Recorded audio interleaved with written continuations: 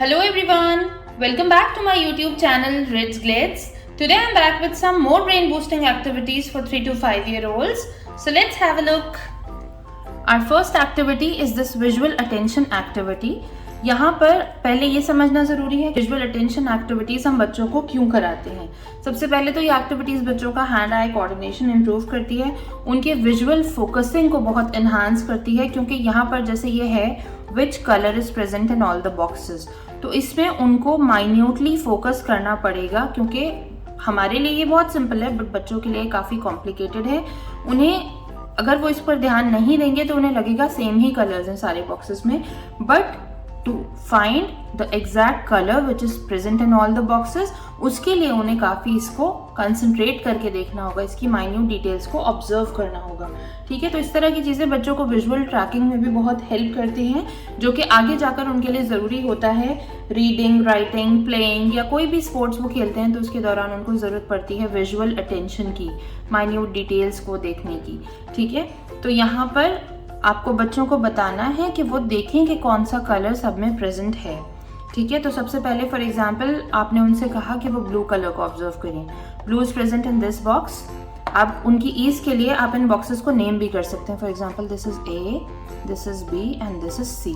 ठीक है, तो you ask them to look at blue colour. Blue is present in box A, absent in B and present in C. ठीक है, now looking on to green. Green is present in A, present in B, but absent in C. ठीक है, similar is the case with purple color. It is present in B and C, but not in A. So the remaining color is red. Red is present in all the 3 boxes. ठीक है, ये हो गया। अब उनके interest को बढ़ाने के लिए आपने यहाँ पर ये activity they the, colour the balloons with the one present in all the boxes. तो जो कलर इन सारे बॉक्सेस में प्रेजेंट है, आपको वही कलर से इन बलून्स को फिल कर देना है। ठीक है, तो सिंपली ऐसे आपने दे दिया, बच्चों ने इसको कर दिया। ठीक, okay, so this is done. अब यहाँ पर हमने 3 बॉक्सेस लिए थे, है ना, और 4 डिफरेंट कलर्स लिए थे। इसी को हम थोड़ा सा और कॉम्प्लिकेट करेंगे उनके लिए इस एक्टिविटी में। यहाँ पर हमने नंबर ऑफ बॉक्सेस को भी बढ़ा दिया है और नंबर ऑफ कलर्स को भी बढ़ा दिया है। So which colour is present in all the boxes? First see pink. Pink is present here, here but not here. ठीक है, now green is present here, here and here but not in this one. ठीक, orange in तीनों में है but इसमें नहीं है। ठीक, ये हमने देख लिया। ब्राउन इन तीनों में है और इसमें नहीं है, बट ब्लू इन चारों बॉक्सेस में है। ठीक है, तो ब्लू कलर है जो चारों बॉक्सेस में है। बच्चों को बहुत अटेंटिवली इसको देखना होगा, तब उन्हें ये चीज़ समझ आएगी। इसमें आप उन्हें शुरू में असिस्टेंस दें अगर उन्हें नहीं समझ आता है तो। Colour the balls with the one present in all the boxes. ठीक है, तो अब इन बॉल्स को आपको ब्लू कलर कर देना है। ठीक, इस तरह। ये मेरी पेज प्रोटेक्टर शीट्स हैं तो इसमें कलर वैसे भी क्लियरली नहीं आएगा, so this is just to show you. ठीक है, तो इस तरह से ये विजुअल अटेंशन एक्टिविटी हमें करनी है। इससे हमें ये भी समझ आएगा कि हमारे बच्चों का अटेंशन स्पैन कितना है, वो कितनी देर अटेंटिवली किसी चीज़ को देख सकते हैं या किसी चीज़ में इंडल्ज कर सकते हैं। कई बार ऐसा होता है कि बच्चों का अटेंशन स्पैन सिर्फ 1 मिनट या उससे और कम होता है। तो इनिशियली तो चलिए उन्होंने पिंक कलर को ऑब्जर्व कर लिया, नेक्स्ट कलर आने तक उनका इंटरेस्ट इसमें से ख़त्म हो गया। इस तरह का होता है। तो इस तरह की एक्टिविटीज़ जब आप कराते हैं तो आपको अपने बच्चों की अंदर की इन कैपेबिलिटीज़ का पता चलता है, और एक बार आपको आइडिया हो जाता है तो आप अकॉर्डिंगली उन पर वर्क कर सकते हैं। ठीक है, now the next one is this observe and complete. ये एक्टिविटीज़ बहुत अच्छी होती हैं बच्चों को स्पेशल अवेयरनेस सिखाने के लिए कि किस स्पेस में क्या चीज़ किस तरह से बनी हुई है, उसकी क्या डिटेल्स हैं। उनके फाइन मोटर कंट्रोल को इम्प्रूव करती है, ये प्रॉब्लम सॉल्विंग स्किल्स उन्हें देती है, और एक बार वो ये चीज़ें कर पाते हैं तो उनकी सेल्फ एस्टीम बहुत हद तक सेटिस्फाई होती है। ठीक है, कंसंट्रेट तो उन्हें इसमें करना ही पड़ता है। क्लोजली ऑब्जर्व करेंगे तभी वो समझ पाएंगे कि इस फिगर में ऐसा क्या है जो इसमें नहीं है और इसमें क्या क्या नहीं है। जब वो उन चीज़ों को रियलाइज़ कर लेंगे तो उसके बाद ही वो इसे कंप्लीट कर पाएंगे। ठीक है, so let's see how they do it.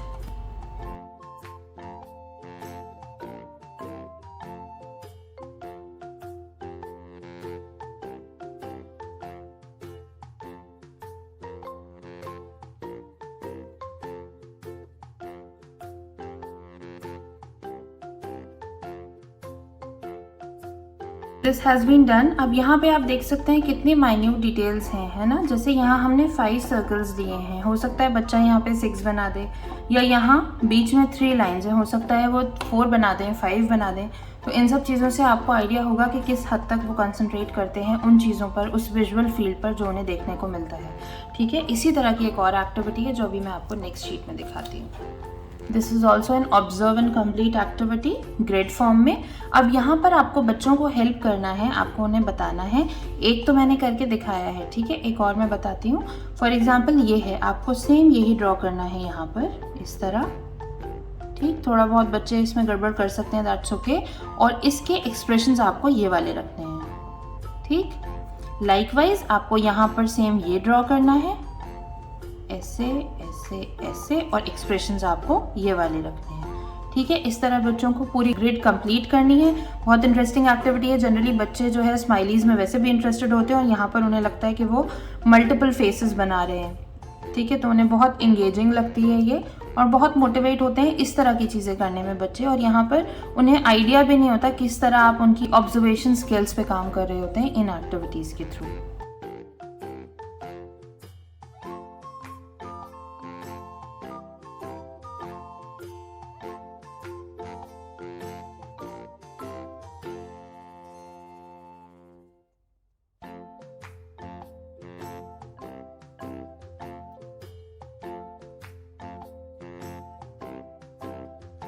आपने देखा किस तरह से ये एक्टिविटी कंप्लीट की गई है। अब इसमें मैं आपको बताती हूँ इन पेज प्रोटेक्टर शीट्स का क्या बेनिफिट है।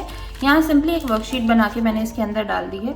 ठीक है, अब अगर आप इसको बच्चों को कराते हैं और कहीं उनसे गलती हो जाती है तो इशू होता है ना। पेंसिल से कराते हैं आप तो बार बार वो इरेज करते हैं, शीट्स खराब होती हैं। इन शीट्स का ये बेनिफिट है कि आपके पास एक पीस ऑफ क्लॉथ, एक हैंकी है, आपने लिया और इसको ऐसे करके इरेज कर दिया इजीली। ठीक है, यहाँ पर मैंने ड्राई इरेज मार्कर्स भी नहीं यूज़ किए थे, मैंने नॉर्मल मार्कर्स यूज़ किए हैं। आपको मार्केट में कहीं भी मिल जाएंगे ये। ठीक है, नॉर्मल स्केच पेन भी आप यूज़ कर सकते हैं, लेकिन इजीली इरेज हो जाता है। थोड़ा सा आप स्प्रिंकलर से करेंगे तो ये और इजी हो जाएगा। ये देखें आप,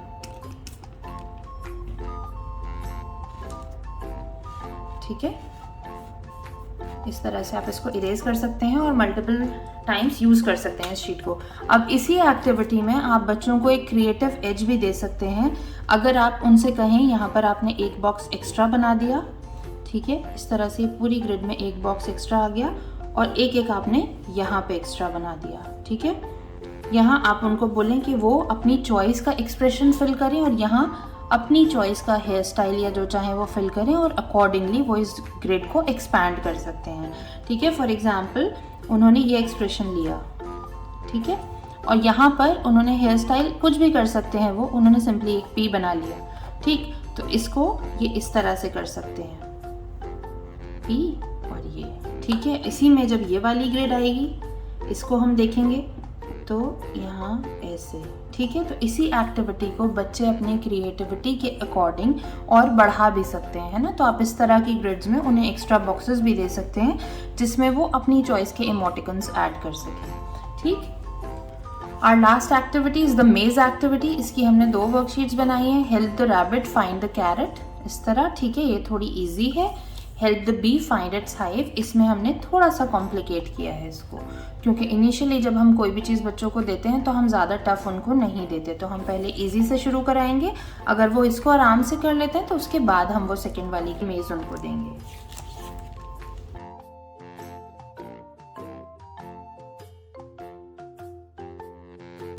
now that this has been done, अब हम सेकेंड वाली मेज उनको देंगे।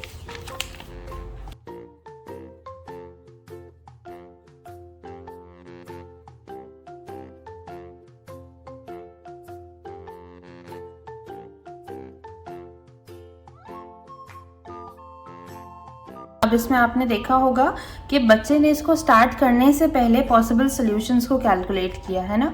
तो इस तरह बच्चों को प्रॉब्लम सॉल्विंग आती है, एक स्ट्रेटजी फॉर्मेशन वो सीख पाते हैं इन एक्टिविटीज़ में। वो जो सिंपल वाली मेज थी वो बहुत ईजी टू ऑब्जर्व था कि किस तरह से रैबिट को कैरेट तक लेके जाना है, बट ये थोड़ा कॉम्प्लिकेटेड है ना। तो यहाँ पर बच्चों को इनिशियली कैलकुलेट करना पड़ता है कि किस तरह से उन्हें इस बी को यहाँ लेके जाना है, क्योंकि बीच में ऑब्स्ट्रक्शंस काफ़ी हैं, है ना। तो इससे वो कैलकुलेशन, वो प्लानिंग बच्चों के अंदर आती है जो हम चाहते हैं कि आ जाए, बट इस तरह की एक्टिविटीज़ में हम ज़्यादा उन्हें इंगेज नहीं करते हैं, जो कि हमें करना चाहिए। ठीक है, so this is all for today. In worksheets के अगर आपको प्रिंट्स चाहिए हो तो मैं इनको अपनी इंस्टा हाइलाइट्स में अपलोड कर दूंगी, आप वहाँ से डाउनलोड कर सकते हैं, प्रिंट कर सकते हैं और उसके बाद आप अपने बच्चों को ये एक्टिविटीज़ करा सकते हैं। I will be desperately waiting for your feedback in my comment section. Thank you so much for watching. Have a nice day.